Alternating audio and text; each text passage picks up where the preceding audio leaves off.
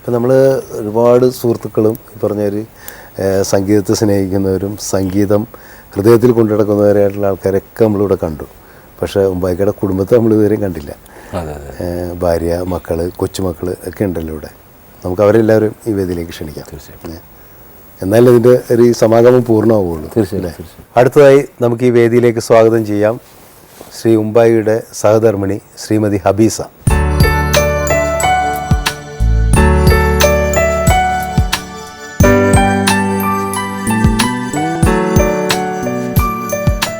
ഏതായാലും ഇങ്ങനൊരു ഷോയിൽ വന്നതിൽ ആദ്യം ഞങ്ങളുടെ സന്തോഷവും നന്ദി അറിയിക്കുകയാണ്. ഹബീസ എന്ന് പേര് പറഞ്ഞു. അപ്പോൾ ഉമ്പായിക്ക് പറഞ്ഞു ഞാൻ അങ്ങനെ വിളിക്കാറില്ല, വേറെ എന്താ വിളിക്കുക? ഹഫ്സ എന്നാണ് വിളിക്കുന്നത്. അപ്പോൾ എന്ത് പേര് വേണമെങ്കിലും വിളിച്ചാലും വിളി കേൾക്കും എന്ന് പറഞ്ഞു. ഏത് പേര് വിളിക്കുന്നുണ്ട്? അച്ഛന്ന് വിളിക്കുന്നുണ്ട്. മക്കൾ വിളിക്കുന്ന അച്ഛന്ന്, ഞാൻ ഹഫ്സ എന്ന് വിളിക്കും. ഹബീസ എന്നുള്ളത് ഔദ്യോഗിക നാമമാണ്. ഓക്കെ. ഇപ്പോൾ വിവാഹം കഴിഞ്ഞിട്ട് എത്ര വർഷമായിരുന്നു? 34 വർഷമായി. ഓക്കെ. അപ്പോൾ ഉമ്പായി എന്ന ഗസൽ ഗായകൻ ഇത്ര പ്രശസ്തനോ അല്ലെങ്കിൽ ആൾക്കാർ അറിയപ്പെടുന്നതിന് മുമ്പ് നിങ്ങൾ തമ്മിലുള്ള വിവാഹം കഴിഞ്ഞു. അന്ന് ഉമ്പായിക്ക ബോംബെയിൽ ആയിരുന്നോ? പോയിട്ടുണ്ട്.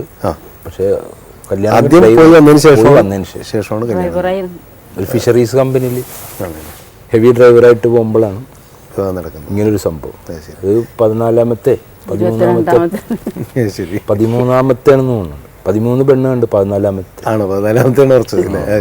ഇത്രയും പെണ്ണുങ്ങൾ കണ്ടിട്ട് വേണ്ടാന്ന് വെക്കാൻ കാരണം എന്തായിരുന്നു? നല്ല അഭിപ്രായമാണോ? അത്രയും അന്വേഷിച്ചു വരുമല്ലോ പെണ്ണിന്റെ വാപ്പയൊക്കെ അന്വേഷിച്ച് വരുമ്പോൾ ചിലതൊക്കെ ഞാൻ തന്നെ തട്ടിവിട്ടിട്ടുണ്ട്. കാരണം അത് അടിയിൽ അവസാനിക്കുള്ളൂ എന്ന് എനിക്കറിയാം. പെണ്ണിന്റെ മേത്ത് ലോകം മുഴുക്കുള്ള സ്വർണം, ബാപ്പാണെങ്കിൽ ഭയങ്കര സംഭവം. ഇപ്പൊ ബാപ്പ വന്നാണ്ടപ്പം ഞാൻ പറഞ്ഞു അവൻ ഇച്ചിരി ഇടക്കിടക്ക് വെള്ളമൊക്കെ അടിക്കും, പ്രശ്നമൊന്നുമില്ല, എന്നാലും ഇച്ചിരി വെള്ളമൊക്കെ അടിക്കും എന്നൊക്കെ പറഞ്ഞ് പിടിച്ചൊരു ഭീകരനായി ചിത്രീകരിച്ച് പുള്ളി പോയി. പിറ്റേ ദിവസം ഞാൻ മേടിച്ചു കൊടുത്ത വളയും കൊണ്ട് വാപ്പ വരുന്നു. അപ്പോൾ മനസ്സിലായി സംഗതി ഏറ്റിട്ടുണ്ട്. എന്താ അവിടെ അവർ വള തിരിച്ചുകൊണ്ടുവന്നില്ല. എന്താ ആരാ ചെന്ന് പറഞ്ഞു കൊടുത്ത് നീ വെള്ളമടിക്കുന്നുണ്ട്, ആ വളങ്ങാട് നോക്കാം. കാരണം ഞാൻ കാശ് കൊടുത്ത് മേടിച്ചു കൊടുത്താണ്. അപ്പം അങ്ങനെ പല ഇതൊക്കെ വെച്ച് അവസാനം ഇദ്ദേഹം എൻ്റെ ജീവിതത്തിലേക്ക് കടന്നു വന്നു. ഒരുപാട് സഹിച്ചില്ലേ? അല്ല, അപ്പോൾ ആദ്യം ചോദിക്കട്ടെ, ഇപ്പോൾ ഇങ്ങനെ വെള്ളമടിക്കും അങ്ങനെയൊക്കെയാണല്ലോ കേട്ടിട്ടുള്ളത്. എന്നിട്ട് ഇങ്ങനെ ഇദ്ദേഹത്തെ കല്യാണം കഴിക്കാൻ എങ്ങനെ തോന്നി? എനിക്കറിയാൻ പാടില്ലായിരുന്നു, ഉമ്മക്കറിയുണ്ടായിരുന്നു.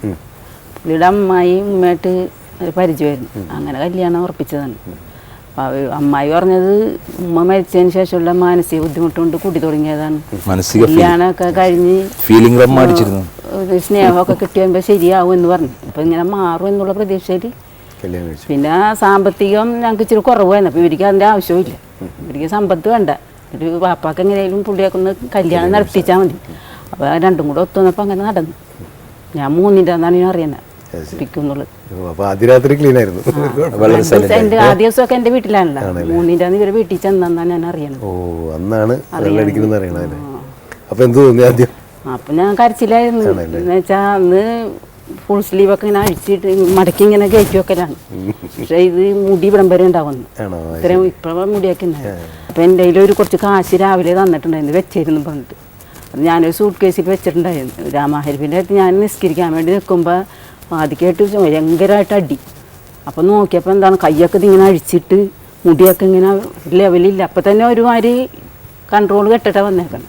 എന്നിട്ട് ആ കാശ് തരാൻ പറഞ്ഞു.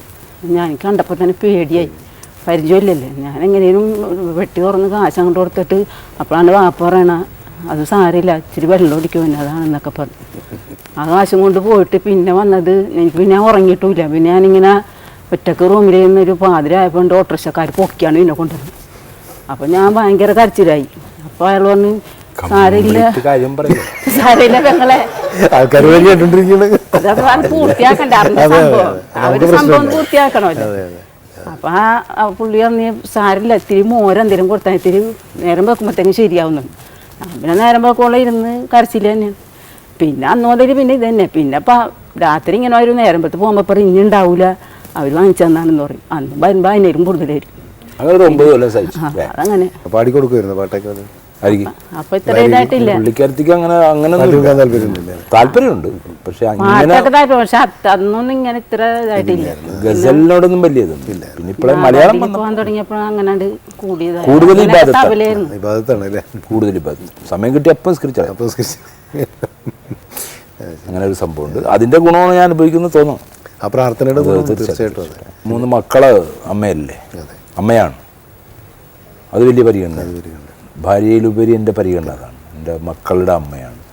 ഇല്ലേ, അമ്മ ദൈവം. മിക്കവാറും കലാകാരന്മാരുടെയൊക്കെ ശക്തി എന്ന് പറയുന്നത് ഇതുപോലെ എന്താണ് സഹിക്കുന്ന അല്ലെങ്കിൽ സഹനം ശീലമാക്കിയ ഭാര്യമാരുണ്ടാകുക എന്നുള്ളത് വലിയ സഹനം തന്നെയാണ് തീർച്ചയായിട്ടും. പല പിന്നീട് ചിന്തിച്ചു നോക്കുമ്പോഴേ, ആലോചിച്ച് നോക്കുമ്പോൾ ഒരു പെണ്ണും സഹിക്കൂല പെട്ടെന്ന്.